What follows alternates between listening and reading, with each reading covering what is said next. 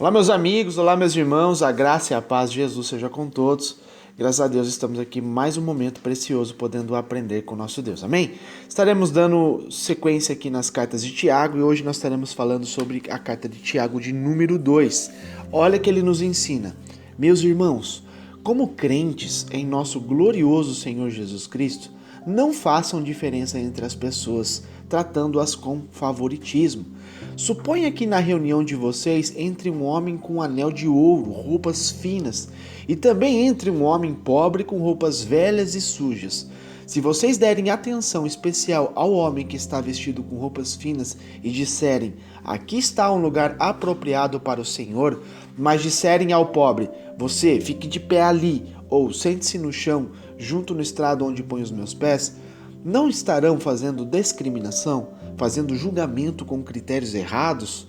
Ouçam, meus amados irmãos, não escolheu Deus os que são pobres aos olhos do mundo para serem ricos em fé e herdarem o reino que lhe prometeu aos que o amam? Mas vocês têm desprezado o pobre. Não são os ricos que oprimem vocês? Não são eles os que arrastam para os tribunais? Não são eles que difamam o bom nome que sobre vocês foi invocado? Se vocês de fato obedecerem à lei real encontrada na Escritura que diz, ame o seu próximo como a si mesmo, estarão agindo corretamente. Mas se tratarem os outros com favoritismo, estarão cometendo pecado e serão condenados pela lei como transgressores. Pois quem obedece a toda a lei, mas tropeça em apenas um ponto, torna-se culpado de quebrá-la inteiramente. Pois aquele que disse, não adulterarás, também disse, não matarás. Se você não comete adultério, mas comete assassinato, torna-se transgressor da lei. Falem e ajam como quem vai ser julgado pela lei da liberdade, porque será exercido juízo sem misericórdia sobre quem não foi misericordioso. A misericórdia triunfa sobre o juízo. De que adianta, meus irmãos, alguém dizer que tem fé se não tem obras? Acaso a fé pode salvá-lo? Se um irmão ou uma irmã estiver necessitando de roupas e de alimento de cada dia, e um de vocês lhe disser, vá em paz, aqueça-se, alimenta-se até satisfazer-se, sem porém lhe dar nada, de que adianta isso? Assim também a fé, por si só, se não for acompanhada de obras, ela está morta. Mas alguém dirá, você tem fé e eu tenho obras, mostre-me a sua fé sem obras e eu lhe mostrarei a minha fé pelas obras. Você crê que existe um só Deus? Muito bem, até mesmo os demônios creem, e não só creem, eles tremem.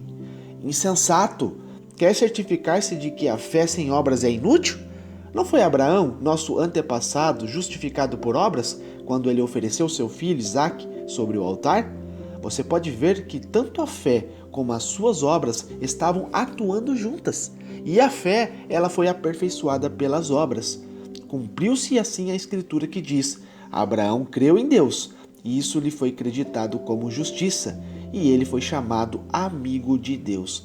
Vejam que uma pessoa ela é justificada por obras, e não apenas pela sua fé. Caso semelhante é ao de Raabe, a prostituta. Não foi ela justificada pelas obras quando ela acolheu os espias e os fez sair por outro caminho?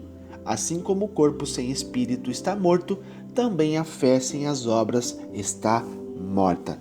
Amém? Graças a Deus por isso. Meus amados, a palavra aqui é muito clara e bem objetiva. Amém? A gente vê que Tiago, ele exemplifica aqui, a respeito do primeiro tópico, a parcialidade com o rico e com o pobre, Então, o que ele está dizendo aqui? Ele está acrescentando 4 razões pelas quais não devemos mostrar favoritismo no corpo de Cristo. Primeiro, Deus aceitou muitos pobres como seus filhos. Você vê que Jesus Cristo, quando estava em terra, ele se assentava com o pior. Ele se assentava com os pecadores, com os malfeitores, com as pessoas que viviam uma vida terrível. E os religiosos ali, os ricos ali, olhavam com um olhar de julgamento para Jesus. E eles questionavam os discípulos, ei, o mestre de vocês é este que senta no meio ali dos caloteiros, dos fofoqueiros, ali dos que cometem um monte de pecado? E Jesus veio para os doentes, Jesus veio para os pecadores, para mostrar o quê? A forma de arrependimento, meus amados, para serem salvos.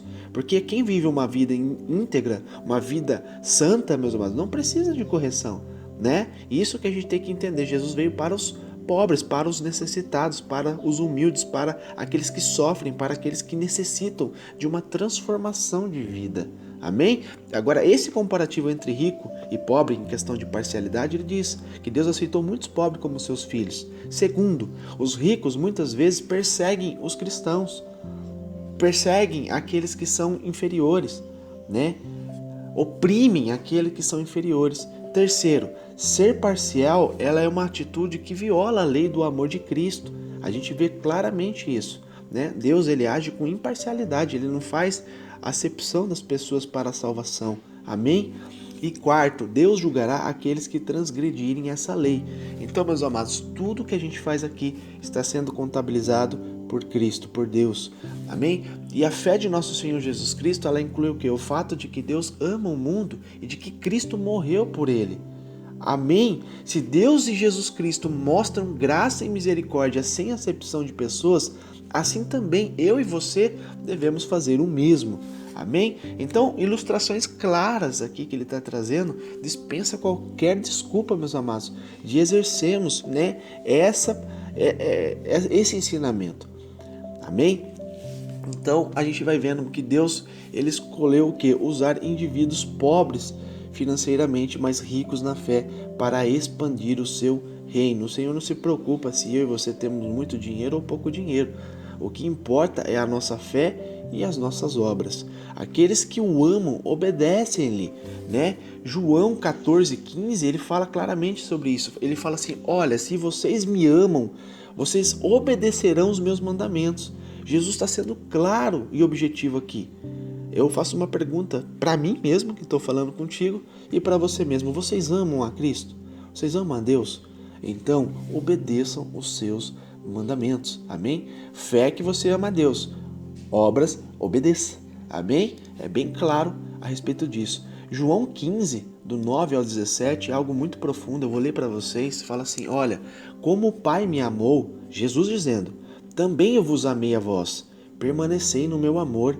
Se guardardes os meus mandamentos, permanecereis no meu amor.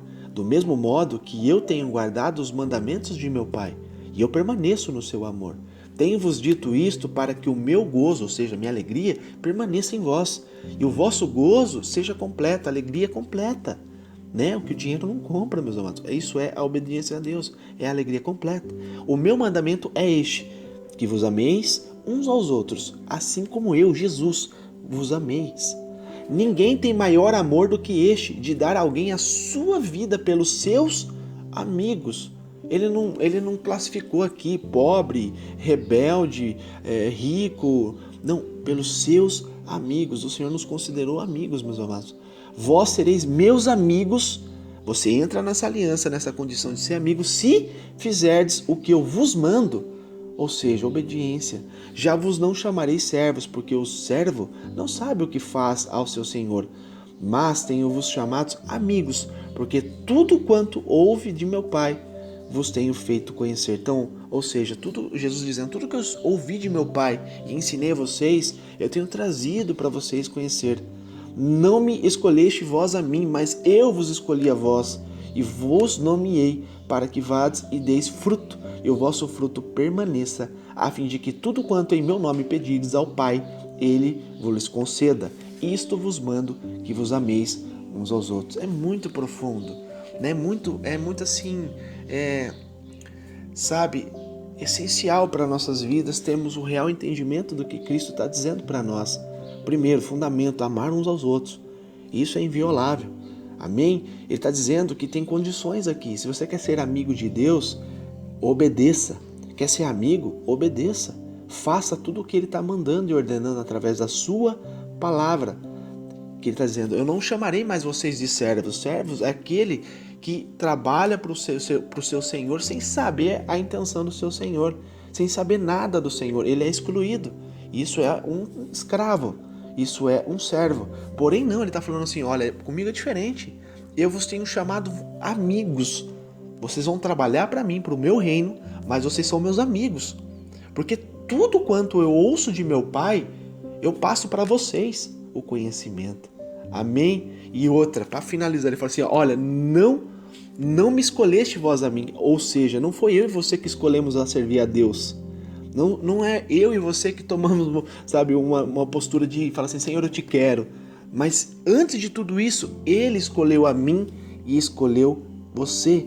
O Senhor nos escolheu para salvar. E Ele fala assim, e vos nomeei para que eu e você possamos caminhar dando fruto. E esse fruto possa permanecer. A fim de tudo que a gente peça ao Senhor, lógico, estando em ligação com o Senhor, Ele vai nos conceder. E enfatiza mais uma vez, ameis uns aos outros. Amém? Deus é maravilhoso. Então, meus amados, a gente vê que a palavra de Deus aqui, ela é muito profunda, né? A gente tem que entender que a gente tem que resistir, né? Tantas provações de nossa fé.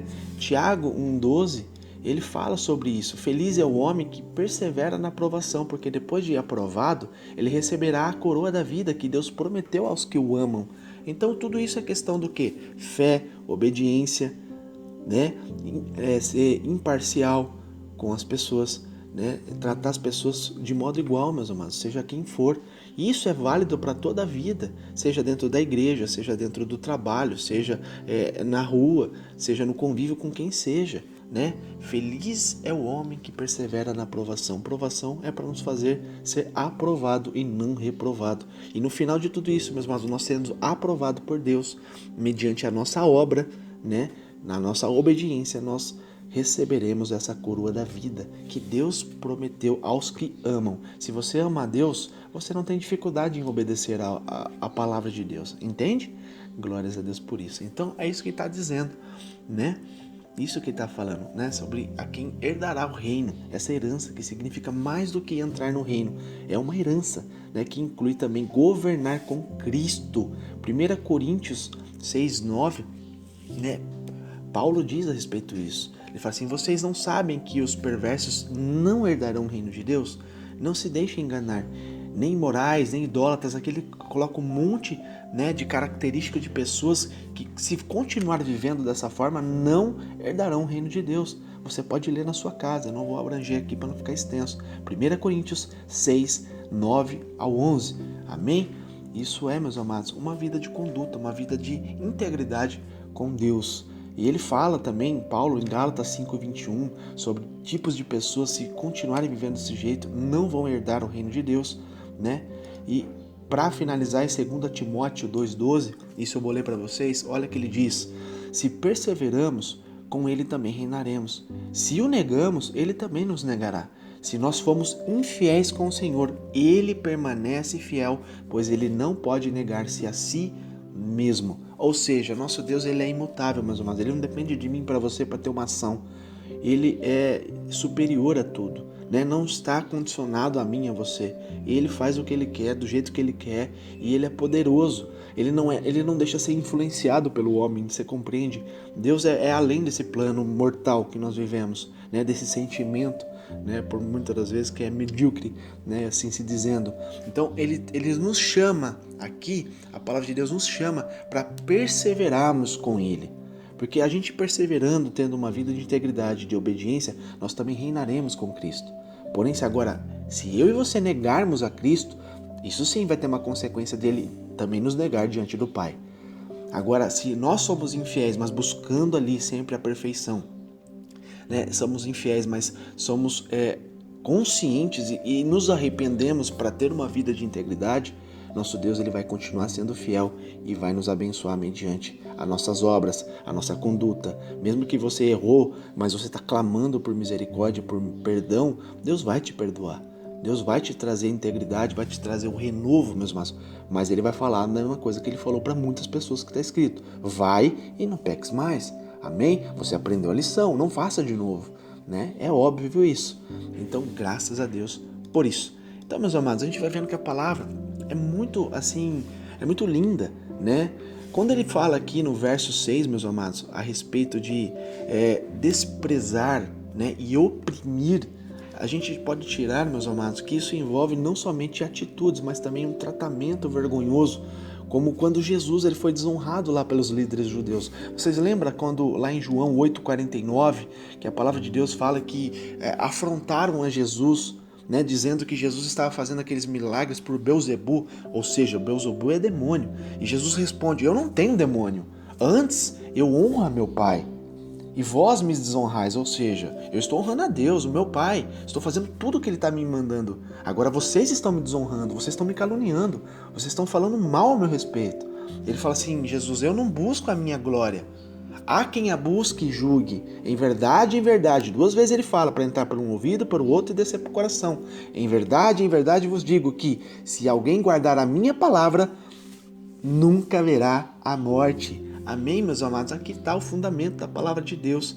Se você guardar a palavra de Deus no seu coração e praticar a palavra de Deus, eu e você nunca veremos a morte. Jesus está falando de termo espiritual, não está falando do termo físico. Morte física, que todos vão passar. Isso é indispensável. Porém, meus irmãos, a morte que Jesus está dizendo aqui é na morte espiritual. Aqueles que não guardam a palavra e não vivem a palavra de Deus terá morte eterna. Porém, aquele que é obediente e vive terá vida eterna. Amém? Tá bem entendido, né?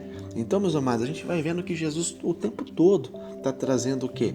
Esses ensinamentos. Então, aqueles que oprimem, que ele está dizendo aqui, como a gente leu, ele refere-se o quê? A ostentação arrogante da autoridade governamental sobre os cristãos.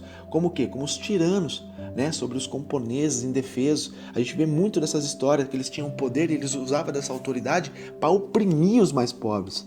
E a gente vê que hoje não é diferente, meus irmãos. Aquele que tem muito poder oprime aquele que tem menos. Então Tiago tem em mente, né, os oficiais judeus quando diz que eles arrastam os mais pobres para os tribunais para julgá-los, né? Atos 9:12 a gente vê a respeito disso, quando Paulo diz menciona isso nas escrituras, que ele fala assim: olha, pediu-lhe cartas para as sinagogas de Damasco, de maneira que, caso encontrasse ali homens ou mulheres que pertencessem a um caminho, pudesse levá-los presos para Jerusalém, ou seja, aqueles que estivessem fazendo a obra de Deus seriam presos. Então, essa passagem que relata a viagem de Saulo, né, para Damasco, com cartas oficiais para prender os cristãos, que testifica a autoridade que Roma deu aos judeus. Então, meus amados, aqui ele está trazendo esse ensinamento não somente, né, desprezavam os pobres e oprimiam os cristãos, mas também os ricos que direcionavam seus ataques contra o próprio Senhor, blasfemavam contra o Senhor, falavam mal, né, do bom nome que sobre vós, ou seja, os cristãos, foi invocado. Então é o que a gente acabou de ler ali, né, a respeito daquele povo falando mal de Jesus. E a lei de Jesus, meus amados, aquilo que Deus, através de Jesus, enxugou as leis mosaicas, a gente vê que a lei real agora é a lei do amor. Amém? É a lei do amor. Tiago 1, a partir do 25, Tiago 1:25, olha que a palavra de Deus diz. Deixa eu abrir aqui que eu fechei. Tiago 1:25. Mas o homem que observa atentamente a lei perfeita, que traz a liberdade, e persevera na prática dessa lei, não esquecendo o que ouviu, mas praticando, ele será feliz naquilo que fizer. Ou seja, meus amados, tudo que você está aprendendo da palavra de Deus, tudo que você está lendo, estudando da palavra de Deus, se você praticar, meus amados, você vai ser feliz em tudo que você fizer. Agora, se você não pratica o que você está aprendendo, a sua fé será morta, porque não vai ter obras. Amém?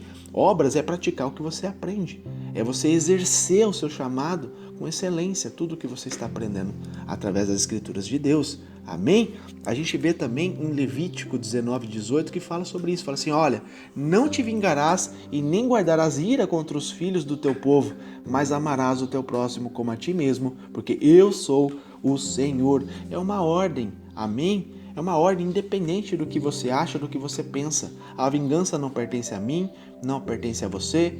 E eu e você não somos chamados para guardar ira, rancor contra ninguém, independente do que tenha feito para você. Ou seja, se você entender e compreender que tudo, meus amados, independente de quem esteja certo, quem esteja errado, tudo que você guardar no seu coração, ele vai vir à tona contra você mesmo. Então, se uma pessoa fez mal para você, é muito melhor você dar sua cara a tapa e falar assim, eu te perdoo, me perdoa, e quebrar aquele mal, quebrar aquele sentimento, do que você ficar com orgulho falando assim, não, eu tô certo, eu não vou perdoar. É a pessoa que vai ter que vir a mim, se humilhar a mim e pedir perdão, porque ela errou. Você tá errado, porque você tá guardando dentro do seu coração uma ira. Isso vai vir contra você mesmo. Amém? Porque o propósito, meus amados, aqui está na segunda parte dessa frase que fala assim, amarás o teu próximo como a ti mesmo. Então, se você se ama, você não pode odiar a pessoa, você não pode querer o mal para a pessoa, independente se ela seja terrível. Amém? Porque o Senhor nos amou, nós sendo terrível, né? Ele deu a vida do teu filho, Jesus, por mais que eu e você não mereça, somos terríveis, mas o Senhor nos amou, meus amados, e nos deu agora a condição de ser chamados filhos de Deus. Mas para isso, eu e você temos que nos arrepender dos maus caminhos, aceitar o Senhor como Senhor e Salvador e ter uma vida de integridade. Amém? Se pecava, não peca mais. Fazia coisas erradas no passado, agora não faça mais. Amém? É tudo um antes e um depois de Cristo, para que a gente seja justificado pelo sangue do nosso Senhor. Amém? Mateus 22:39, a palavra diz assim também. E o segundo é semelhante a ele, ame o seu próximo como a si mesmo. Ou seja, o primeiro mandamento, amar a Deus sobre todas as coisas, sobre toda a sua vontade, sobre todo o seu coração, sobre tudo, amar a Deus em primeiro lugar. Agora, o segundo mandamento, que Jesus está deixando claro, ame o seu próximo como a si mesmo. Se você não quer que faça para você, não faça para o próximo. Se você não quer passar por injustiça, não seja injusto com o próximo. Amém? Se você quer ser beneficiado, se você quer ser bem tratado, você quer ser honrado pelas pessoas pelo que você faz, honre os outros também. Seja justo com as pessoas também. Dê também para as pessoas como você quer receber. Amém? Sendo assim, meus amados, tudo vai ser perfeito, tudo vai ser maravilhoso e ambos serão abençoados. Glórias a Deus por isso. Então, meus amados, isso tudo é o que ele está dizendo, né? A respeito da palavra de Deus, né? A fé, quando ele embolsa aqui sobre a fé, a questão da fé, ele fala que a fé é mais do que uma crença intelectual em Deus. Ou seja, se essa crença não nos leva a uma vida de santidade e de justiça e de misericórdia, ela não é a fé salvadora que a gente encontra lá em Mateus 7:21, que fala assim, nem todo o que me diz Senhor, Senhor, entrará no reino dos céus, mas aquele que faz a vontade de meu Pai que está nos céus. Muitos me dirão naquele dia é o dia que Jesus voltar, falando, Senhor, Senhor, nós não profetizamos nós em teu nome, e em teu nome não expulsamos demônios, em teu nome não fizemos tantas coisas maravilhosas. Então lhes direi abertamente, para todos verem, meus irmãos, na sua cara, nunca vos conheci, apartai-vos de mim, vós que praticais a iniquidade. Então é muito pesado. Então por isso que é muito melhor, meus amados, vivermos uma vida de santidade, de obediência a Deus, do que correr o perigo naquele grande dia, ao apresentarmos diante de Deus, Jesus falar essas palavras para mim ou para você. Então vamos viver, né, uma vida de santidade para que naquele grande dia nós sejamos recebidos, né, venham os benditos de meu Pai, para a coroação eterna, para a alegria eterna. Amém? Então Tiago ele apresenta 3 argumentos aqui para respaldar essa verdade. Primeiro, a fé sem obras, meus amados, é tão boa quanto palavras sem ações. Então você vê que é óbvio. Segundo, a fé não pode ser vista e nem comprovada a menos que se manifeste em obras. E terceiro, que ele fala aqui, né, que está ali escrito, até os demônios creem e tremem de medo de Deus. Mas essa crença não leva à salvação deles, porque não tem mais obras, para eles já acabou, né?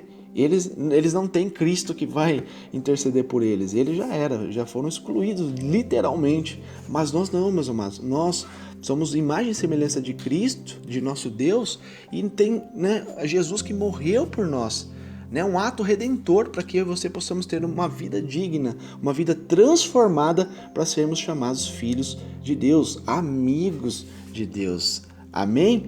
Graças a Deus por isso. Então isso é a questão da fé genuína, né, que produz o que? A vida eterna.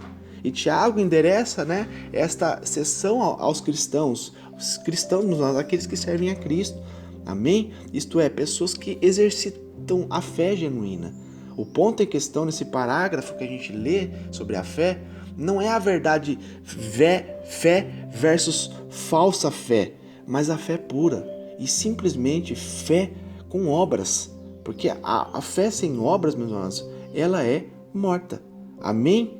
Glórias a Deus por isso. Então a gente vai vendo, meus amados, tudo que o Senhor traz para mim, para você, a respeito de nós termos uma vida digna, uma vida correta.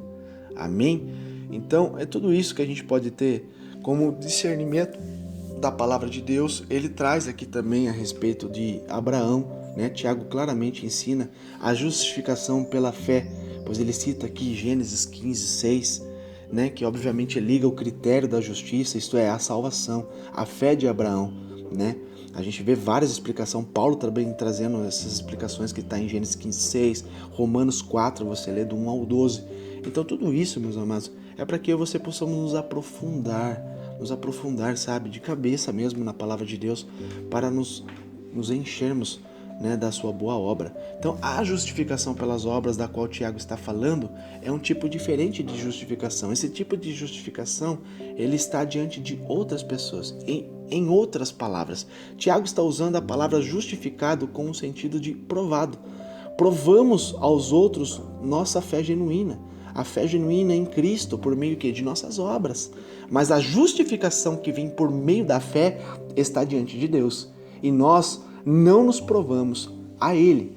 Em vez disso, Deus nos declara justo por meio de nossa associação com Cristo, aquele que morreu por nossos pecados.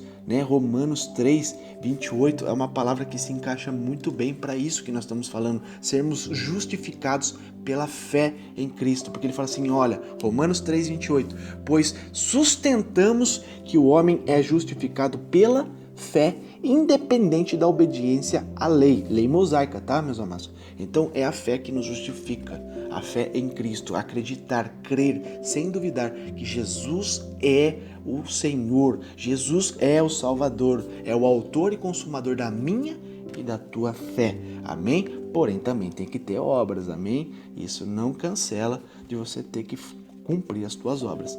Então a ideia que Tiago está defendendo, para o opositor aqui é de que a fé trabalha junto com as obras, ou seja, há uma relação entre as duas. E a relação é que as obras aperfeiçoam a fé, ou seja, amadurece. Amém? Então por isso que ele coloca simplesmente aqui, o exemplo de Abraão. Ao oferecer Isaac lá em Gênesis 22, Abraão passou no teste. Ele mostrou a sua total confiança em Deus. A sua obediência tornou-se o quê? Amigo de Deus. João 15:14, você lê sobre isso, que ele fala assim, vocês serão meus amigos. Porém, aqui tem uma vírgula e tem uma condição, se fizerem o que eu lhes ordeno. Amém? Quer ser amigo de Deus? Faz o que Ele manda, faz o que Ele ordena. Ele fala tudo o que eu e você devemos fazer da nossa vida para que sejamos amigos de Deus. Então, meus amados, essa é a palavra de Deus. Que Deus te abençoe, que Deus mostre sempre o caminho e o direcionamento na tua vida e que você nunca venha transgredir contra o Senhor no sentido de viver uma vida de desobediência. Pelo contrário, viva uma vida de obediência, aplique no seu dia a dia tudo o que você está aprendendo, seja prudente no que você pensa, no que você fala e nas ações que você toma. Sendo assim, meus amados, você tendo prudência, você vai agradar a Deus, você vai ser amigo de Deus e você vai viver o melhor, não só nessa terra, mas o mais importante, na terra futura, aquilo que está para ser revelado entre os homens, a vinda de Cristo. Amém? Deus te abençoe.